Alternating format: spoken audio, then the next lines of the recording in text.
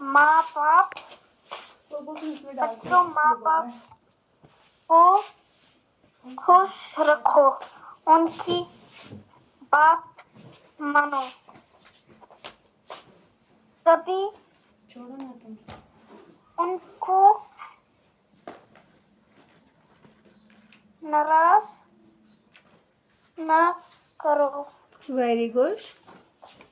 माँ बाप खुश रखो, को खुश रखने से माँ बाप को खुश रखने से खुदा राजी रहता है। Very good. बच्चों जो बच्चा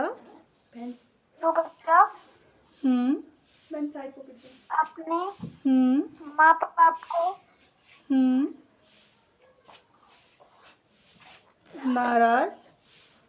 नाराज करता है